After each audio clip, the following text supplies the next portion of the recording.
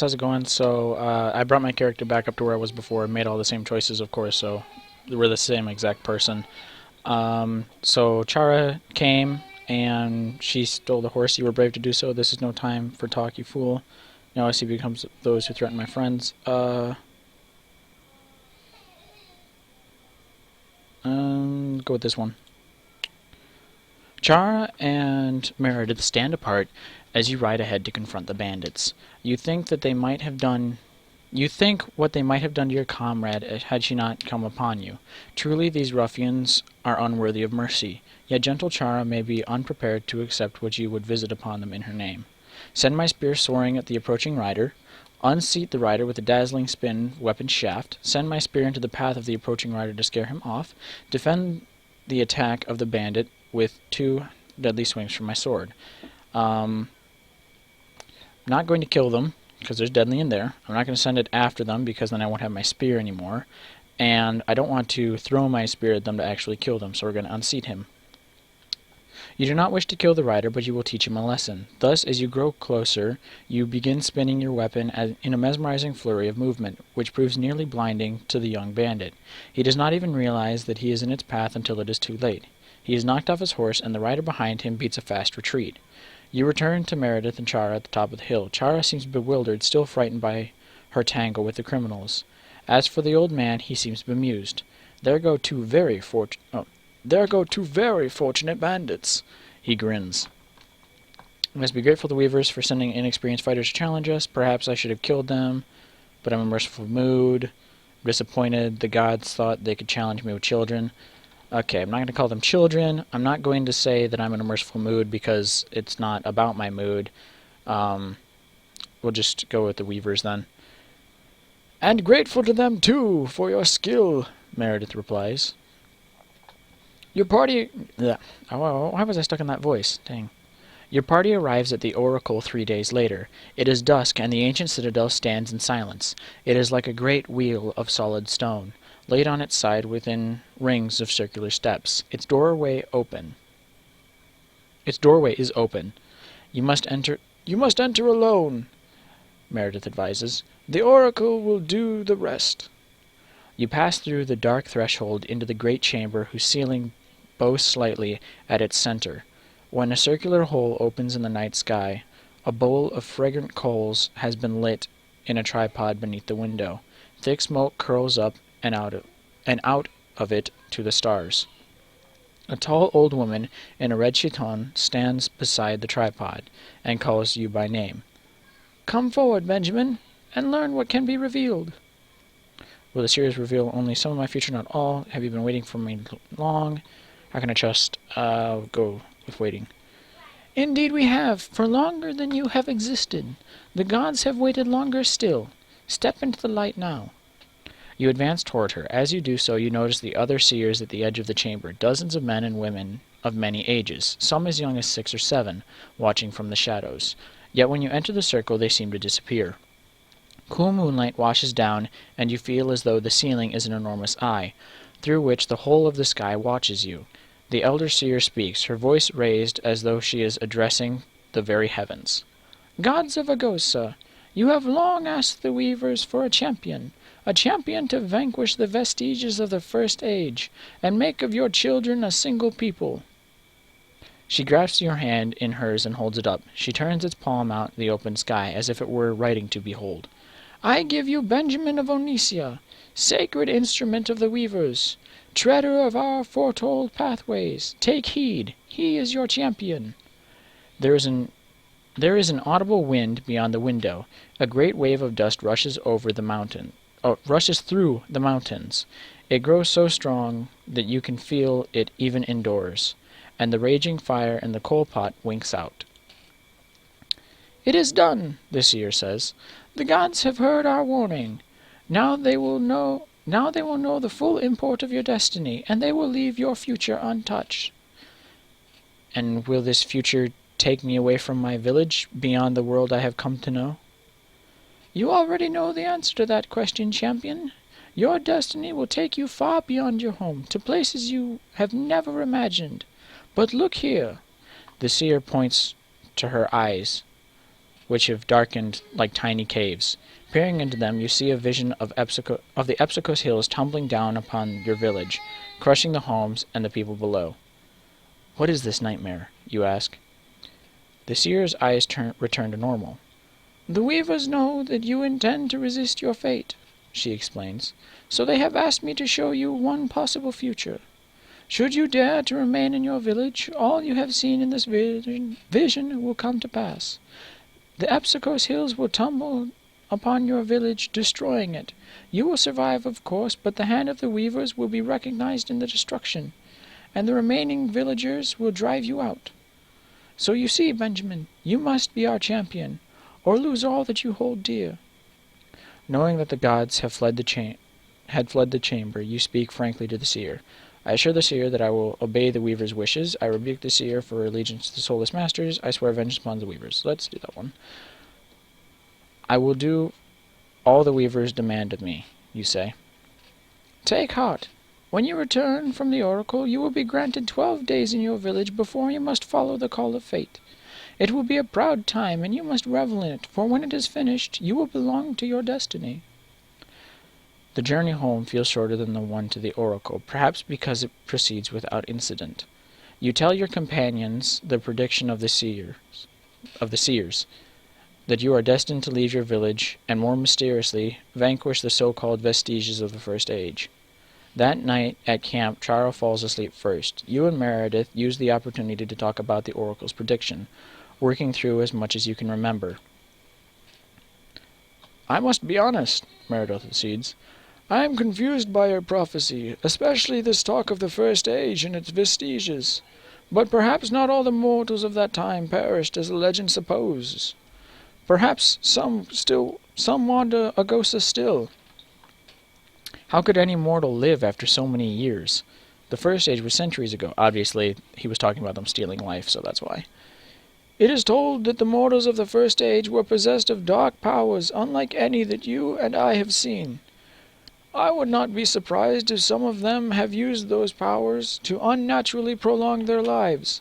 But even if that is so, they have no hope of living for much longer.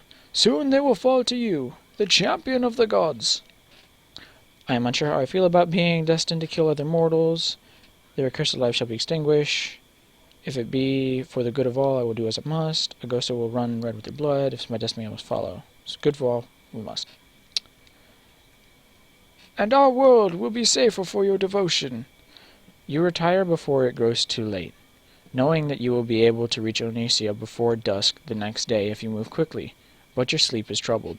When you awaken, you experience a strange dread, or not so much dread as a feeling of wrongness in the world around you. It is like nothing you have ever felt before. While you are preparing your horses for the journey, Meredith notices the change in your face. "What is the matter, Benjamin? You seem strange this morning."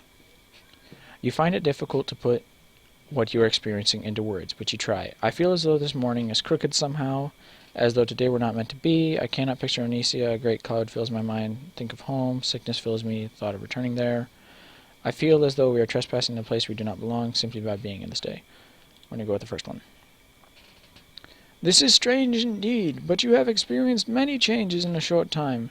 It is natural that you should feel out of sorts." You try to put the feeling aside, and when your home village appears on the horizon, you do feel somewhat relieved. But as you draw closer, the gate begins to open, and a woman in a flowing gray chiton runs toward you in a panic. It is your mother. You ride ahead to reach her, dismounting as soon as you are near enough to help. She clutches you close, sobbing. "It's your father," she explains. "A vision took hold of him in the night. He said it had been sent by the gods, but it has him in its grip even now. And he says such things." What kind of things?" Meredith asks, dismounting from his horse. "He says that Benjamin is destined to betray the mortals, that he will make Agosa into a kingdom of slaves. And his eyes, I tell you, it's not your father." "What of the guard? Have they not confronted him? Come with us now, we will take you away from him. I will put that fool in his place for frightening you so." "What about the guard? Have they not confronted him?" Your mother shakes her head. "They do not believe his words, but they are terrified of him. There is a danger in your father. This dream has changed more than his mind. I have prayed to Sonus to bring him back to his senses. Oh, how I have prayed! But the words will not travel from earth to the sky. A dark god snatches them out of the air. Mira! Grounds an unfamiliar voice. Your mother's name. You look at the gate and see your father. He carries a sword in a belted clasp, but he is hardly dressed for battle. He wears only a loincloth and sandals. And he seems dazed, as though he is barely awake. It all would be so laughable if it were not for his eyes. They are wide with grief and horror, and there is something about their emptiness that makes your skin crawl. Tell me what is wrong, father. Mother tells you are troubled. Who is this stands before me? I cannot find my father in his eyes. Return to bed, father, you are not well. Troubled. I am troubled indeed, your father admits mournfully. You begin to hear his own voice, buried somewhere beneath the new one. The god came to me in the night. He told me the oracle's prediction, that you would seize all the ghosts as your own, that you would make servants of our people. Today I will stop that destiny with my own hands. Though it pains me to do so, I am only grateful to the gods that gave me the power. Or the god that gave me the power. Your father bows his head as though in prayer and mutters a strange name. Dagaris. Dagaris, he says. As he says this name, a light like open fire seems to bathe his flesh. Dagaris. I heard the words of the oracle myself, father. No such prediction was made. You merely had a false dream, father, and your mind has been tainted by it. Please let go of this vision, father, in the name of your son who loves you. It was not the truth. I heard the words of the oracle, you reply. Your father comes at you faster than you would think possible for a man his size, taking you by surprise. He seizes you and lifts you with his bare hands, his strength enormous. What I do here will be for the good of all, he weeps, though it rends my heart. His tears are turning to steam. His touch is as hot as blacksmith's irons. Your nostrils fill with the scent of your own muscle turning to char. He throws you like a doll. You land hard, and dry soil gathers in the singed furrows of your arms. I thought I was saying singed.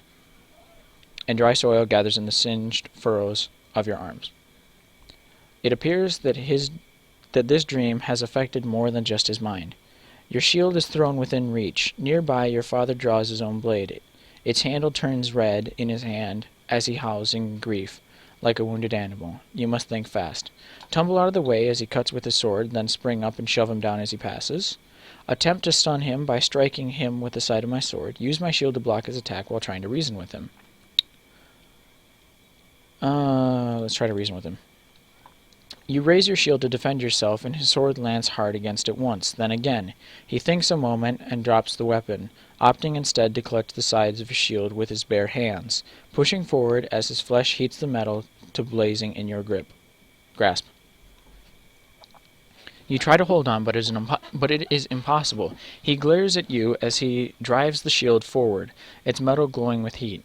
You throw it aside and look at your hands. They have been burned deeply. Your father retrieves his glowing sword from the ground. He begins walking towards you, taking heavy steps. Then someone speaks over his shoulder. "Sorellin, please," the voice says. It is your mother. She is approaching him without fear, trying to reach him with her words. "Fight Benjamin no longer. You must see that you are deceived. Surely you feel it in your heart. He is our own child." With brutal speed, your father's arm clasps her by the throat and lifts her effortlessly off the ground. As she struggles in his grip, he turns to you and beckons with his other hand. "I promise she will live, but only if you do what is right. Forfeit your life." When you hesitate, the white glow returns to his body. You can hear her flesh begin to smolder in his touch. You must act decisively if you wish to save her, though it may stain you forever in the eyes of the gods. Beg my father to hear the cries of his son. No, you never play the "I'm your son" card. That's just stupid. I don't want to kill him. Let's drop my sword. Your life is certainly not worth what it would cost to preserve it. Whatever mad god has taken hold of your father, you would rather let it take what it wants than give up your very soul. As you step forward and drop your sword, your father returns your mother to the ground beside him. He points to the earth at his feet and raises his sword. You kneel and present your head while the blade glows orange in his hand. You close your eyes and await the end. And that is when you hear your father scream in his true voice. When you open your eyes, the first thing you see is your father's sword laying on the earth beside your own. When you look up and see the spear buried deep in your father's back, blood running from its shaft. When you look up and see the spear buried... Okay, it should be when you look up you see, not and see.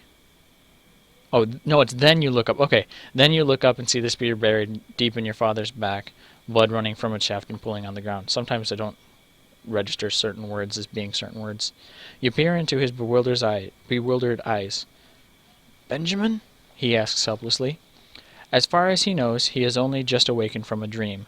Before you can speak, his eyes are closed again and your father drops to the earth like a felled tree. You see Meredith behind him, the old man who dealt the blow that saved your life. He cannot meet your eyes. "I must not be allowed into the village now," he says, his voice grave. "You must go to my hut for me. There is a salve in a blue pot. It will save your mother." The members of the watch begin running from the gate. Chara runs the opposite way to the safety of Onicia, away from you. "Understand," Meredith whispers bitterly. "I had no choice." There is a shiver down your back, and you suddenly feel the same way you did in the oracle's inner chamber. You turn and look up, half expecting to see a face. The sky is empty, even of clouds, but you know that you are being watched. You recall the god your father talked about, the god that sent him the dream, Dagoras, your father called him. You have never heard of such a god, though he must be one to have twisted your foretold path into this nightmare. My destiny must be reclaimed, my enemy must be found, I must know why this was done to me. My destiny must be reclaimed. The Citadel of the Gods. When you return to Meredith, it is dusk. He is seated on the ground beyond the village walls. 7 members of the watch surround the mystic, silently standing guard. Together they await the judgment of the elders. You look down at your old friend, meekly hunched over his knees, his regret all too visible. Perhaps you should be angry with him, considering what he did to your father. But seeing him like this, I feel gratitude to the Weavers for saving both our lives. I feel anger. No. I feel pity. No. I feel anger at the Weavers who have twisted. No. I feel gratitude. You know that Meredith was not responsible for his actions against your father. The Weavers, those wise gods of fate, twisted his path so that you and your mother should both be saved. Of course, none of the villagers recognize the hand of the Weavers in your father's demise. They blame Meredith. At the council of the elders this afternoon, some called him a dangerous eccentric. Others claimed he had no right to act against Archon, however changed your father may have been. You argued otherwise, that Meredith's actions were those of a devoted father. You sought no blood in repayment for his crime. You have no doubt that your words swayed the council. The son of a murdered man does not ordinarily rush to the defense of his killer. Meredith sees that you have come. "What news, Benjamin?" He stands expectantly, a quiet dread in his face. "Fear not," you tell him. "The elders seek no retribution. You are to journey for 1 year, in which time you must seek penance. Then you may return home." Meredith smiles to hear this last piece of news. "Oh, that is most generous of the elders." Meredith embraces you, weeping with relief. "Most generous." There are many things you are not telling him. Of course, things that would break his heart. The worst of them is that no one has yet told your injured mother that her husband is dead, that your brother has threatened to kill Meredith in vengeance. Why? That several elders believe Meredith caused the dream that came over your father. I'm going to go with this one. But there is no need for Meredith to know any of these awful things, true though they may be. Okay, so all of those are true. That's not good. You merely thank him for aiding your mother in her time of need. You tell him how she has been brought back from the brink of death. Although she will be many months healing, she will surely live. "It is not enough," Meredith insists. "You must take an offering to the temple for me. Make a prayer for your mother's swift recovery. Hurry, before the icon is in darkness. Go." Meredith removes a ring from his finger and presses it into your hand. Not wishing to disappoint your friend, you return to the village. You race to reach the temple by sundown, though the salve your old friend supplied has only just begun to heal your injuries, and every movement makes them sear anew. You are unsurprised to find many fresh offerings in the temple. The usual coins and fruits are there, of course, but also precious possessions, a shell necklace, a pair of newly crafted sandals, and other hasty bargains for protection. Your father's dream has clearly shaken Onisia to its core, despite Sonus' silence during the tragedy. You lay Meredith's ring on the pedestal and step outside again, the temple now fully in shadow. Your task is done. You begin to walk back to your home, but just ahead you see a figure blocking your path. It is tall and thin with long featureless limbs. Its skull is narrow. Its face comes to a point, like the crease in a shield. The figure twitches, rocking its head forward and back, forward and back. Who goes there? Speaker, I swear you would taste my blade. Greetings, visitor. Hey, how's it going, Shadow? What's up? Leave this place. You hideous instance of madness made flesh. Who goes there? The figure does not appear to hear you. It merely twitches again and bobs its head. Then it raises its arm, as if beckoning you forward. In the moonlight, you can see that the arm has no hand, only a single finger-like appendage at the end of a blue-veined wing, draping between the limb and its body. You draw nearer to the strange creature. The closer you come, the more you are sure that it means you no harm. It seems to emanate an invisible light. Your pain seems to subside, and then disappears completely. Now from beneath the wing another arm appears, this one more human in character. It wraps around you, holding firmly, and you realize that the creature's face is some kind of helmet. But where are the openings for its eyes? How can it see? Before you can think further, its wings extend, billowing in the wind. You are pulled effortlessly into the air, moving faster than any hawk can fly. The moonlit earth below you blurs into a haze of mountains and sea as you soar past it. Soon, a shining city appears in the distance, so enormous that it seems to stop your movement just before being in your sight. You know in a moment that this is Arcadus, the citadel of the gods. At once you understand that your traveling companion is none other than Kalos, their messenger. You are carried through a tall pillared window, or perhaps to Kalos it is a door. He sets you down on a floor made of smooth, cold, white stone. You proceed down a long marble walkway that opens into an even brighter chamber, deeper within the building. Beyond is another room, one that seems to glow brighter than the sun itself. You shield your eyes instinctively as you draw closer. A few steps farther and you must close your eyes entirely. It is too bright. Kalos takes notice of your stumbling. You feel one of his hands come down firmly on your shoulder, while the other runs its fingers over your eyelids, lightly coating them with a perfumed powder. Your eyes feel cold in your head, like stones from the bottom of the lake. But when they open again, the light no longer brings pain, and you can see the room ahead clearly. There are figures within, There are figures within, and once you have entered the room outright, you recognize them. They are all the gods you have ever known. You are struck in particular by Sephul, goddess of wisdom, in a mirrored gown, Legolas, god of the sun and his golden armor,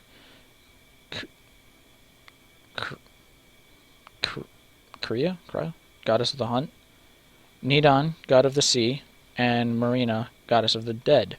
We're going to go with the goddess of wisdom. She regards you with a warm smile. Come forward, champion. You are welcome here. You step forward and stand beneath the gods. They are twice as tall as anyone you have ever seen on earth, and their eyes emit a divine glow. But they are most beautiful. Why is that but they are most beautiful? Now their attention turns to someone standing over your shoulder. You look around to find a familiar figure. He is a god known to you from more than just the tales of teachers. You even recognize his eye.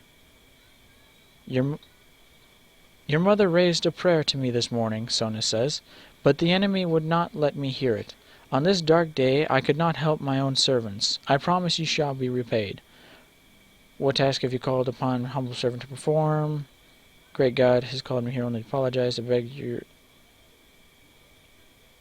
If you are sorry, then bring back my father. Bring back my father. This is beyond our power, replies Atesia, the goddess of love. You recognize her by the jeweled diadem she wears, and her famously beguiling smile. Death is indomitable. Marina herself cannot reverse it. But we can grant you something else, protection. Only tell us the name of the god who sent the dream to your father, and we will prevent the enemy from harming you again, even if they should be among us now. Promise to protect my village. Sure you can do that much. Degoris. At the mention of the name, the gods turn silent. Your sight cannot penetrate their hearts, yet you are sure they are frightened. Degoris, asked the god of the sun. But why would he interfere with the path of the champion? Legolas, do not be foolish, Seafold chides.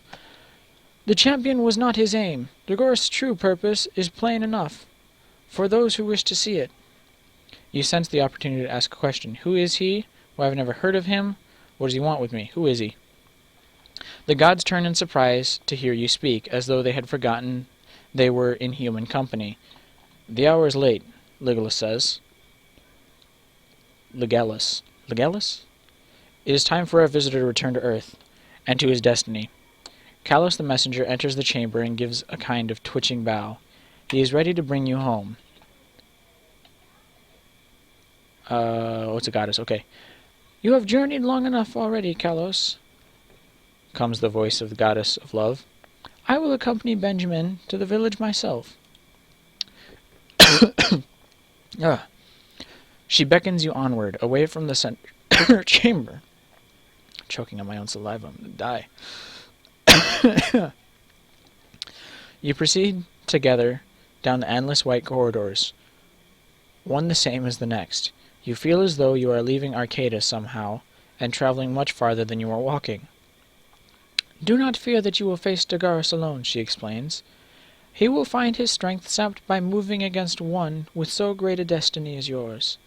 If he ever regains enough power to attack again, we will be watching, and we will strike back.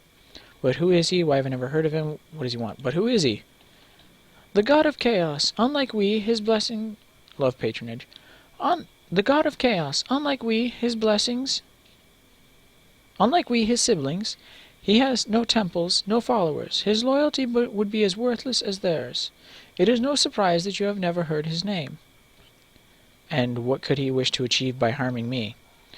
We do not know. Perhaps by killing you, he hopes to protect the vestiges of the First Age, that they may sow more chaos in the world. Were he not champion, I would never allow him to harm one so loyal as you. Loyal? But I have made you no offerings. Your very life has been such an offering. You have shown us that you are possessed of great mercy, a gift most precious to us, even in war, where death is inevitable, cruelty is not. If the chance for mercy presents itself, my true servant must take it.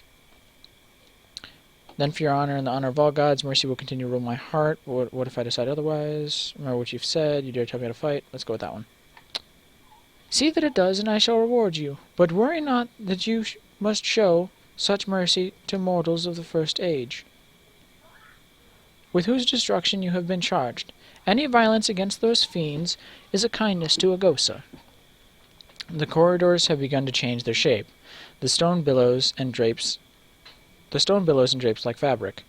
As you come into a higher chamber, you see young men and women with clasped robes slowly dancing, peering into each other's eyes as they spin, lost in mutual adoration. When they see Atesia, they turn and run to her, practically carrying her to her throne as she laughs. Once there, the goddess waves them close to her and whispers to them, her mischievous eye fixed on you. They all begin to laugh now, casting glances in your direction as they do so. You wonder what secret she has told them. One servant takes your hand and examines it, meticulously squinting at your knuckles. He runs away and returns a moment later, offering a small ring to you between his pinched fingers. The other servants begin to laugh and cheer, as though in celebration. This ring is a gift from me, Atesia explains. It will endow you with the power of charm. Possessed of this power, you will be able to transform another's affection into a consuming love. But will this gift not alter my destiny? Yes, my Benjamin. In any encounter with a god will change your path. Even this brief visit to Arcadis has changed it. I only thought after the cruelty that Dagara showed you that I would do something to even your chances. You look at the ring and say, I accept your gift gladly. I respectfully decline your gift. I need no more interference from the god today. I accept your gift gladly. Bleh. Atisia's grinning servant places the ring on your finger. Though it disappears in an instant, you can feel its power. It has become part of you. I should warn you, the gift of charm will only ensnare those whose interest in you runs shallow. If there is true love between you and another, you cannot charm them. They will see through the magic in an instant. Atisia points to one of the marble walls. The stone drapings part the fabric, and an ornate white door appears. That door will lead wherever I wish to send you. Follow it to your village. Will we meet again? We will not. You must not move among the gods if your destiny is to heal. You belong to the weavers now, and to your path. Trust in your instincts, my dear one. Your future is part of you already. You need only listen for its voice. Another yawn. Great. You pass through the door of white stone into the morning light. Next chapter. The Dweller in the Pass. Finding yourself in the center of Onicia, you turn to look back through the doorway that led you here. It is gone. You walk back to your home, but can this be? Your mother is standing in the path before it. When you last saw her, she could barely move for her pain. Men and women of the village stand around her, touching her skin. When you draw closer, you see why. She has been healed, and healed so completely that Meredith's medicine alone cannot have been the cause. You recall the words of the god once more. I promise that you will be repaid. Your mother notices you now. She reaches out to you as tears stream down her face. It is the hand of Sonus, she says. He has healed me. I feel it. You reply from your heart. It is because the gods love you as I do. I only wish Sonus could have helped us sooner. Is a measure of your destiny. Because gods love you as I do. That night, the members of the guard lay your father's body on the bonfire in the fields near the Epsicos hills. Though his face is already unrecognizable, you know that his soul is yet intertwined with his flesh. The body must pass from the world of the living if his spirit is to follow. With the rest of the village, you watch as he becomes eternal. In time, the fire rages higher, and the flames do their work. Your mother holds onto your arm, murmuring a prayer for safe passage. Across from the fire you notice Chara, watching you with her father Alcus. You nod to one another in silent understanding. The next morning you ride away from the village, but before your journey can begin in earnest there is one more task to be done. You travel south for 2 days, crossing a valley before you find him, a weary old man riding dejectedly upon his horse, just as you thought he would. Meredith has traveled south, but then you know him all too well. When Meredith sees you approaching, he squints his eyes, no doubt suspicious that he is mistaking your face. Only when you draw closer is he sure of what he can see. A faint glimmer of hope appears in his eyes. "Why have you come?" he says. Tell him the truth. I cannot make this journey without my old friend. Lie to him. Say that I have happened upon him by chance. Tell him the truth. I knew he would die without my help. Tell him the truth. I would like to have him come with me. I have come to find you, old friend. Our journeys are one and the same. I knew it to be so, Meredith admits. Every step I took away from the village, I knew that I was denying my own fate, but I feared you would grow to hate me for my crime. I am most grateful to find I am wrong. As you ride on with Meredith, you tell him the truth about your visit to Arcadis. He is skeptical at first, but in time his doubt is replaced with a feverish curiosity. What did they reveal, he asks, about your destiny, about life itself? Worry not, old friend, I will tell you all I know. Calm yourself, old man. No, I fear you will be disappointed next.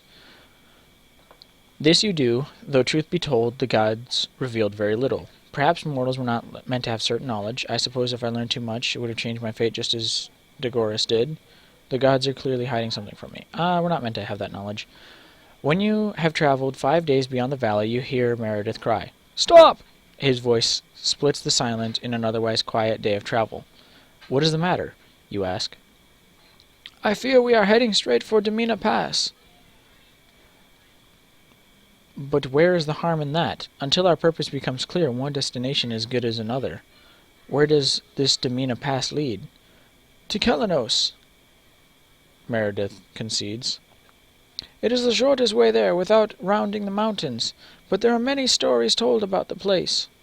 You begin to recall what Meredith is talking about, how when you were little your friends would trade tales about the accursed mountain pass, hoping to frighten each other. Your favorite of these stories involved an old hermit who eats human flesh, accursed animals that were banished to the pass by gods, a mound of unburied dead that rolls around the pass like a great living boulder. Animals, we'll go with that one. But surely these are preposterous rumors, you say. If one such story is true, they must all be true, and that would be impossible. Nonetheless, Meredith cautions, there may yet be a kernel of truth in them, and I think it would be prudent to round the mountains for the sake of safety. Sure. Go ahead. You consider his suggestion, but then you remember what Aticia told you. Your destiny is a part of you, and so again you seek the answer within yourself, imagining your future as far ahead as you can see it. And this is how you know that you must travel through Demina Pass. The ordained path is the only one you can see. Meredith sighs. You need not say it. I can see from your face that you are determined. But I tell you, I am against this. If we meet with danger along the way, you may chime in later. The Weavers have given us no choice but this one. We have no choice but this one. The pass is narrow. It curves and stretches between the mountains so tortuously. You doubt even thieves would find it hospitable. You encounter nothing living besides a few hares and the odd lone goat. Suddenly there is an odd skittering noise in the ridges, like an invisible herd. What is that, you ask? It has come so quickly you wonder if it must be birds, but the creatures making this commotion sound far too heavy. Perhaps it is more goats, Meredith offers, unsure himself. I have it on good authority that they can climb very high. The sound passes, and with it the conversation. After the 4th hour, you round a corner to find a tall, wide, roughly oval-shaped opening in the pass, like a great open room crafted from the stone itself. But there are also signs of human presence here. Ladders lead up the sides of the dusty walls, the clay floor is brushed clean, amphoras rest on molded shelves near a doorway. Clothing hangs to dry on a nearby rope. It looks like a home, and you are intrigued indeed to find anything so hospitable in such an unforgiving place. Who goes? The sound is coming from halfway up the rocky wall. You look there and see a young woman emerging into the light. She wears a plain brown tunic tied with rope. She smiles warmly to see if she has visitors. She smiles warmly to see that she has visitors. I hope for your sake you are not bandits, she advises, for I have nothing here to steal. We are travelers, Meredith explains, on our way to Kelanos. Your host nimbly descends a ladder and joins your party, a congenial grin on her face. Welcome, then, travelers. I am Siba. Do you live in this place alone? How long have you lived in this place? Have you not heard the stories? Do you live in this place alone? I live here with my family. They are away hunting now. I have not the stamina or stomach for the task, so they have left me here. Though I confess I am as feeble a watchdog as I am a hunter. You sleep in that high cave, do you? We all do. It provides good shelter, and there's plenty of room. In fact, you are welcome to join us for the evening if you like. My family will return soon enough with their quarry, and I fear you cannot reach the other end of this pass before nightfall. There is no arguing with your tired bones. An hour later you have settled around a great fire with Siba, your horses tethered to the far wall of the pass. As the sun sets, she shares bread with you, and together you await her family's return. Perhaps it is because Siba seems so close to you in age, but you find that you settle easily into camaraderie with her.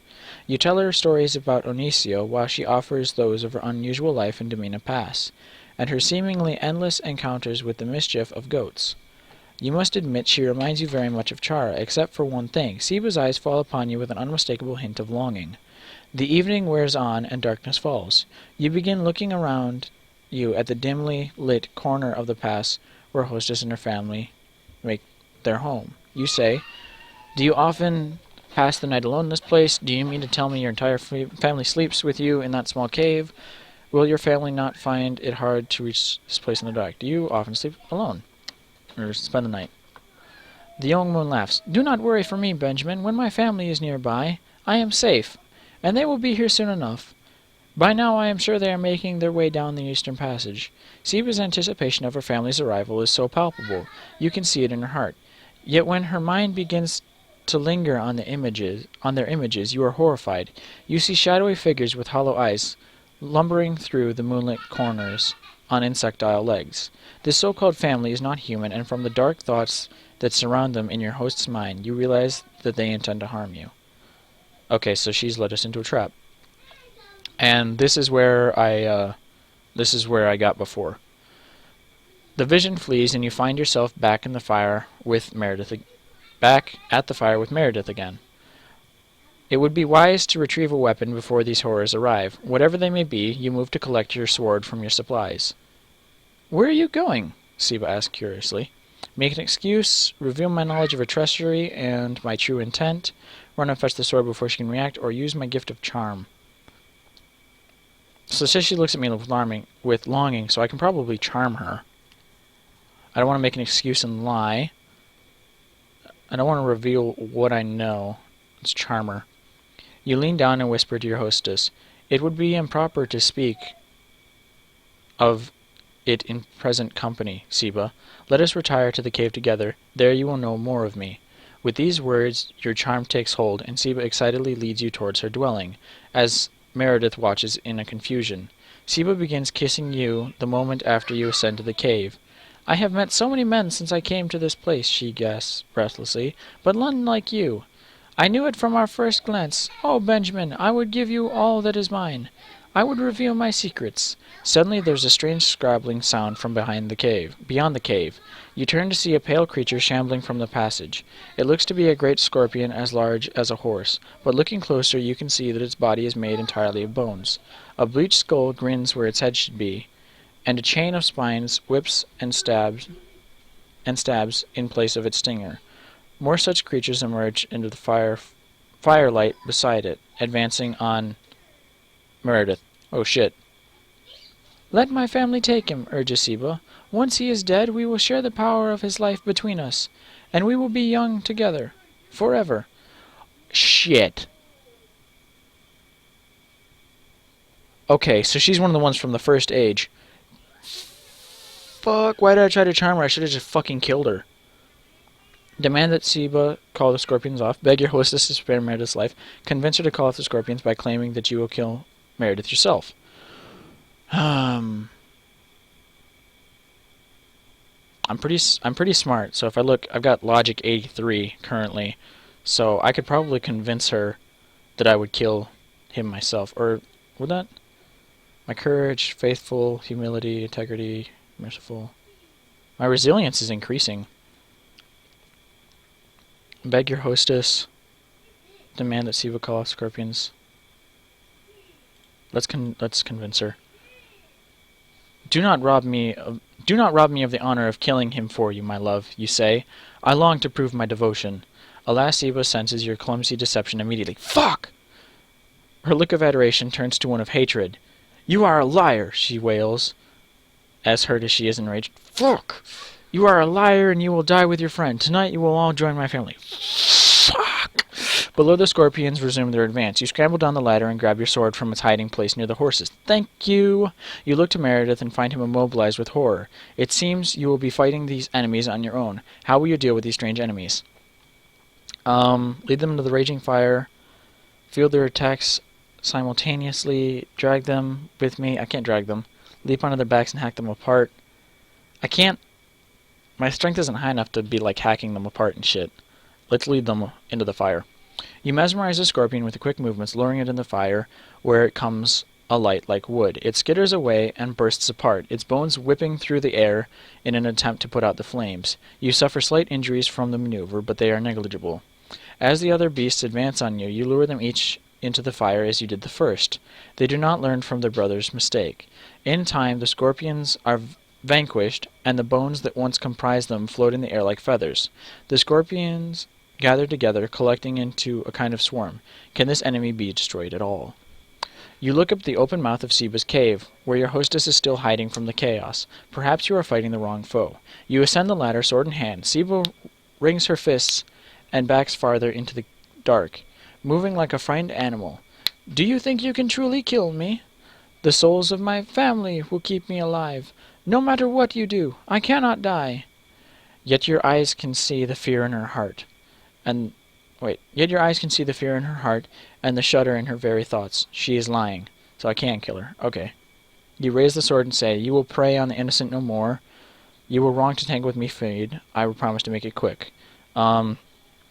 Clearly evil, but I still want to kill them as quickly as possible. You must put all your weight behind the sword to pierce her heart, but you do what must be done. She cries out so loudly that her voice seems to surround you. Then you realize that most of the sound is coming from beyond the cave. It is the voice of countless imprisoned souls sharing the pain of their master. Looking beyond the threshold, you see that the bones have begun whirling in a cloud. They converge again to create what looks like a tall, thin tower. The peak of the tower splits, and the shape curves into a stance of attack. It has become a terrifying serpent. The beast opens its jaws and emits a great roar, 1,000 voices strong. The bones in its dark gullet spin and grind like endless rows of teeth, and the tail thumps heavily on the ground. You decide to lead the serpent to the high ridges, then leap to the ground where the beast will smash itself when it follows me. Wait until the serpent tries to swallow me. Grab onto the serpent's back and try in vain to crush me against the wall. Parry the serpent's attack while hacking it apart. I can't hack it apart. My resilience isn't quite high enough for me to want to let it crush me against the walls. And I think this one is both resilience and so wait until the serpent tries to swallow me and then hack it apart in midair. I can't hack it apart, and I don't think I'll survive that, so I think I have to lead him and destroy him. The creature falls for your ploy perfectly, so losing itself in the pursuit that it obediently leaps after you when you jump from the ridge. You are hurt, but when the creature crashes beside you, it is destroyed. Yet the bone's strength does not wane. In a moment, you know they will reform into something new and terrible. They are already beginning to swarm. You make your way to Seba's cave again. She is collapsed in a pool of thickening blood, but she smiles defiantly nonetheless. Despite the injury you dealt her earlier, you can see that she is beginning to heal. You will need to render her a more decisive blow this time. With 3 decisive chops, you send her head rolling. Okay. Beyond the cave, the bones cry out in pain as though they have been hurt. Perhaps they do not realize that you are trying to help them. Perhaps they have forgotten they were human. Perhaps they will cling with all their power perhaps they've forgotten they were human. The bones form an enormous arm and reach out and snatch up Seba's head and body. They recede and form a kind of cocoon around her remains, a skeletal cage with 4 sturdy legs like those of a beast of burden. This peculiar new beast goes running farther down the path away from you. To the horses, you cry. She yet lives. You and Meredith mount your animals and head off in pursuit of the great beast. Fuck, she just won't die, will she? The chase continues until the edge of dawn, when you emerge from the pass onto a wide plain. There the mammoth slows to a stop and disgorges Seba onto the bare earth of the plain. For a deluded moment, you assume that you have won the battle. You and Meredith dismount, but as you draw closer to Seba's body, you see that it is healing. Her head is restored, and the wound in her chest is closing before your eyes. She stands defiantly now, leering as the bones of the beast that carried her begin to float apart once again, reforming into something like birds. With snapping jaws and needle-like claws, the creature...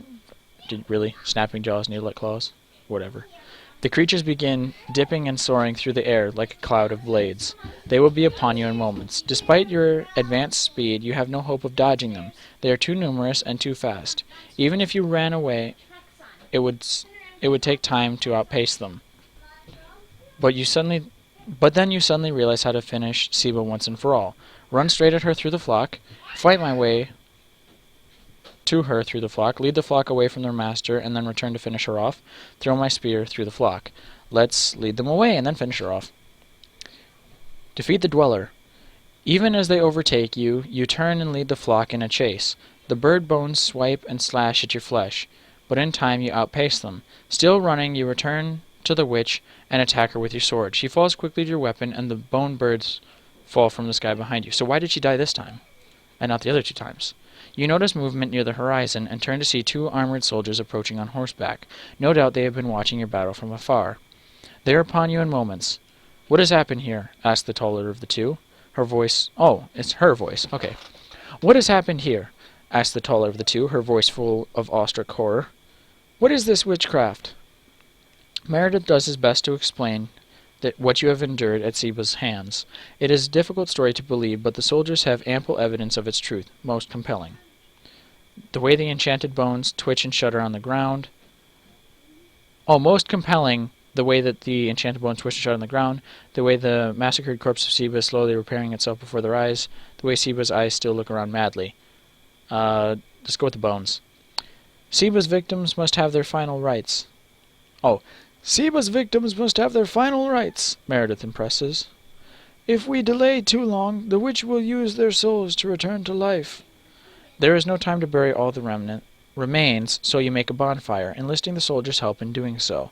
It is a method of passage more closely associated with the honored dead, but you are sure the torment these wretches endured has entitled them to some distinction. As the remains meet with flame, and Meredith prays for their souls' safe journey, you notice that Seba's healing slows down, and then stops entirely. Finally, the witch's eyes go blank.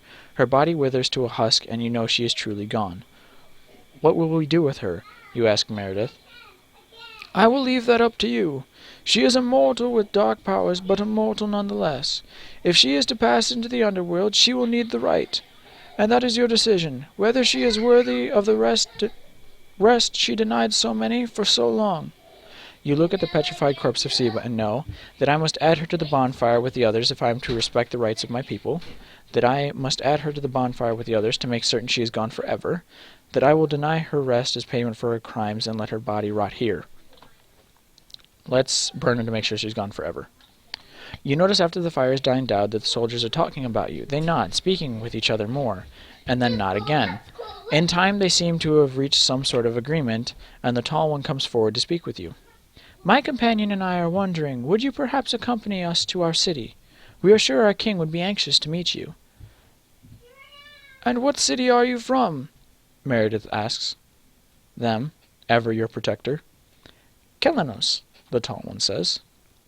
All right, and that is the end of this chapter. We are already caught up to the stuff that I have not done yet, so I don't know what's going to happen from here on out. The other stuff I kind of knew, but I wanted to have the reactions that I did before when I had them, but that's kind of impossible to do because I've already experienced it, and I don't like pretending to have reactions. So from this point on, everything that happens will be stuff that I have not experienced yet. So I hope you guys enjoyed this video, and I will see you guys next time.